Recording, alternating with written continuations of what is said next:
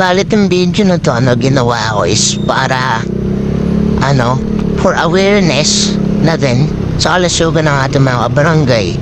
And hindi para manira ng kung sino official, no? Wala naman tayong mention na kasalanan nila. Kinukunti na lang natin yung naamoy natin, no? So, bali, ito yung honest review ko last time at ngayon. Wala siyang amoy yun, no? Bagel operasyon.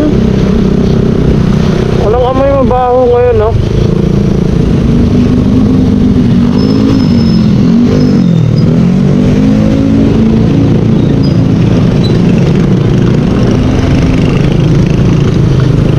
Maamoy mo lang siya pag banda na rito, no?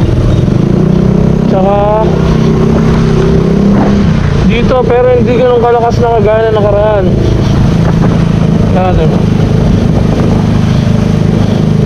Wala na yung amoy na masangsang. Baling oras ngayon ay 8:38 PM. Wala na yung ganung amoy gaya na nakaraan, no? Meron bang konti? Ayun o, yan. Konti na lang pero hindi ganun katapang na kagaya nung last time, no? Siguro na-actionan na, pero di natin alam. Subukan natin sa mga susunod na araw, no?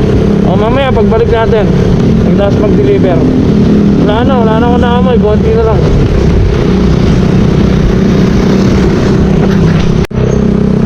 Baka binalikan natin, no? Tapos amay-amay natin.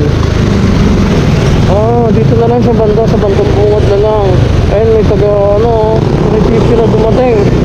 May pumasok na taga munisipyo ata yun, o taga barangay. Hindi ko nakikita, basta naka-uniform ng Pasig, eh. Ayan, dito may pasang yun dito sa warehouse. Yung warehouse. Dito wala na, no? Wala nang amoy, ang ganda lang sa may unang gate. Tapos sa pinaka-gate nila, tapos bago lumabas ng access, yun lang. So far, wala na, no? Siguro na bawasan na nila.